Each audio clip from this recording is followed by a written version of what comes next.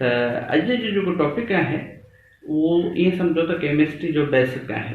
इहे तव्हांखे सिखणु तव्हांजे लाइ तमामु घणो ज़रूरी आहे। त अॼु असांजो टॉपिक आहे एलिमेंट्स यानी अंसर, कंपाउंड यानी मुरकब एंड मिक्सचर यानी मिलावट। इन जे बारे में तव्हांखे आउं सिंपल वर्ड्स में इन जी डेफिनेशन ॿुधाईंदुसि त इहे छा थींदा आहिनि। त तव्हांखे ॿुधाईंदो वञा त कि एलिमेंट्स जेके अंसर आहिनि उनजो मतिलबु आहे प्योर सब्सटेंस, मतिलबु अंसरनि खे चइबो आहे प्योर सब्सटेंस। हिन जो जेको तव्हांखे ख़बर आहे नंढे में नंढो ज़रो जेको थींदो आहे, कंहिं बि मैटर जो नंढे में नंढो ज़रो एटम थींदो आहे, त एलिमेंट्स उहे चीज़ूं आहिनि जंहिंजो जेको एटम आहे उहो बिल्कुलु प्योर हुजे, मतिलबु हिकु एटम ॿिए एटम वांगुरु ई हुजे, सेम ई हुजे, मतिलबु अलॻि अलॻि न हुजनि। या हुनजो ईअं खणी चइजे त एटमिक नंबर जेको आहे उहो तक़रीबन सेम हुजे। त जेकी प्योर सब्सटेंस जेके बिल्कुलु ख़ालिस शयूं आहिनि जंहिंमें का बि शइ मिलावट न थियल आहे, मिलियल न आहे, पोइ चाहे उहो केमिकल रिएक्शन जे ज़रिए मिले या बग़ैर केमिकल रिएक्शन जे, पर का बि चीज़ हुन में मिक्स न थियल हुजे त पोइ उहो आंसर थींदो, एलिमेंट थींदो। कुझु कॉमन एलिमेंट्स जे बारे में तव्हांखे ॿुधाईंदो जेके आम जेके आंसर आहिनि असांजे डेली लाइफ में जेके इस्तेमालु थियनि था। For example oxygen, nitrogen, carbon, gold, silver, iron. इहे कुझु अहिड़ा चंद जेके तव्हांखे मूं एलिमेंट्स ॿुधाया। ॿिया खोड़ सारा एलिमेंट्स आहिनि जेके असांजे आसपास में असांखे ॾिसण जे लाइ मिलनि था, असांखे मुख़्तलिफ़ कमु अचनि था। हिकिड़ा उहे जेके असांखे पंहिंजी खाधो खुराक में कमु अचनि था, हिकिड़ा उहे जीअं ऑक्सीजन असांखे साह खणण जे कमु अचे थी, गोल्ड या सिल्वर असांखे पंहिंजे ज्वेलरी में कमु अचे थी, आयरन वग़ैरह ही असांखे पंहिंजे फर्नीचर या असांखे पंहिंजे जेके घर जा बर्तन वग़ैरह आहिनि उन्हनि में बि इहे कमु अचनि था। त इहे मुख़्तलिफ़ एलिमेंट्स जेके असांखे लाइफ में कमु अचनि था उहे जेके आहिनि मूं तव्हांखे ॿुधाया। इन हिकु ॿी ॻाल्हि तव्हांखे ॿुधाए वञा त की हेसि ताईं साइंटिस्ट 118 एलिमेंट डिस्कवर कया आहिनि ऐं उनखे रिकग्नाइज़ कयो आहे ऐं उनखे पीरियोडिक टेबल में शामिलु कयो आहे। 118 हेसि ताईं। त तव्हांखे ख़बर पइजी वई मुख़्तलिफ़ एलिमेंट्स जे बारे में।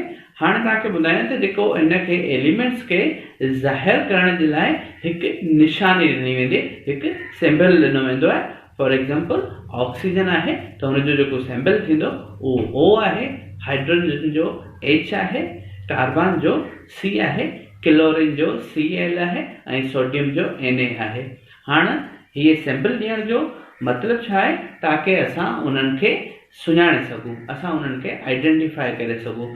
मतिलबु जेकॾहिं असां कंहिं जॻह ते ऑक्सीजन पूरो लिखूं त उन जी जॻह ते असां सिर्फ़ु जेकॾहिं वॾी अल्फ़ाबेट जो O असां लिखी छॾींदासीं त पोइ उहो तव्हां अंडरस्टैंड करे वेंदा त हिते ऑक्सीजन लिखियलु आहे। मतिलबु हिननि खे शॉर्ट करण जे लाइ इहो ऑक्सीजन जो खे निशानी सैंपल जेको आहे सो O ॾिनो वियो आहे। अहिड़े तरीक़े सां टोटल 118 जेके एलिमेंट डिस्कवर थी चुका आहिनि या रिकग्नाइज़ थी चुका आहिनि, उन्हनि खे साइंटिस्ट अलॻि अलॻि उन्हनि खे सैंपल ॾिनो आहे। हाणे सैंपल ॾियण जो तरीक़ो जेको आहे त हुनजो जेको वर्ड आहे, मतिलबु जेको बि एलिमेंट आहे उनजो पहिरियों अखर वॾी अल्फ़ाबेट जो उहो उनखे उनजी सैंपल ॾिनल आहे।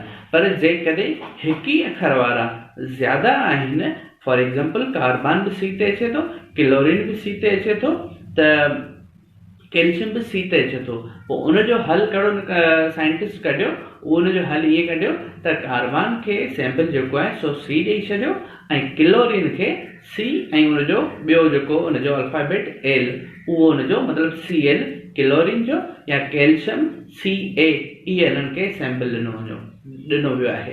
हिकु ॻाल्हि यादि रखिजो त जेके को सिंगल सैंपल वारो जेको को एलिमेंट आहे त उहो त वॾी ABC में वॾी अल्फ़ाबेट में लिखियो वेंदो, जॾहिं त ॿ जेकॾहिं कंहिंखे मिलियल आहिनि त पहिरियों अखर वॾी अल्फ़ाबेट में ऐं ॿियो अखर जेको आहे उहो नंढी अल्फ़ाबेट में लिखियो वेंदो। इहो हिनजो सैंपल लिखण जो तरीक़ो आहे। ऐं इहा ॻाल्हि नोट रखिजो त हीअ पूरी दुनिया में जेके बि साइंटिस्ट आहिनि या पूरी दुनिया में ही जेके एलिमेंट्स जो सैंपल उहो कॉमन आहिनि, इहे ई आहे।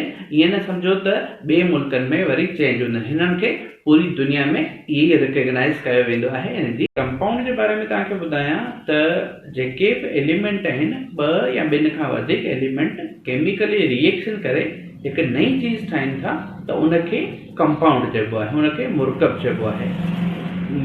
मुरकब कहिड़ा कहिड़ा थींदा आहिनि, यानी पाणी, लूणु, खंडु या सोडा वग़ैरह जेके बि असांजे इस्तेमाल में आम तौर ते थींदा रहंदा आहिनि मुरकब, उहे जेके आहिनि सभई ॿिनि या ॿिनि खां वधीक चीज़नि जे केमिकली रिएक्शन तौर ते ई वजूद में आया तॾहिं ई ठहिया आहिनि।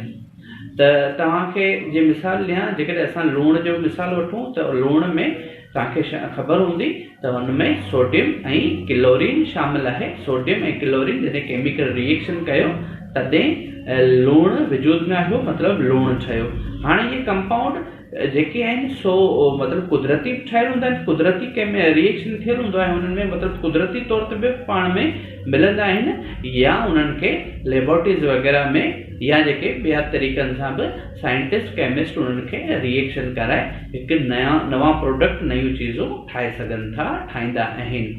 त जहिड़े तरीक़े सां तव्हांखे मूं ॿुधायो त एलिमेंट खे ज़ाहिर करण जे लाइ, उन्हनि जी सुञाणप जे लाइ असां सैम्पल यूज़ कंदा आहियूं, ऐं अहिड़े तरीक़े सां कंपाउंड खे असां सुञाणण जे लाइ असां पंहिंजे जेकी केमिकल इक्वेशन वग़ैरह थींदी आहे उन में असां फार्मूला जो यूज़ेज कंदा आहियूं। हिन फार्मूला में ई असांखे ख़बर पइजी वेंदी आहे त हिन कंपाउंड में कहिड़ा एलिमेंट केतिरे रेशो ते पाण में मिलिया आहिनि। मिक्सचर जे बारे में ॿुधायां त मिक्सचर यानी मिलावट, इन में बि ॿ या ॿिनि खां वधीक चीज़ूं पाण में मिली करे हिकु नई चीज़ ठाहींदियूं आहिनि त उनखे मिक्सचर चइबो आहे।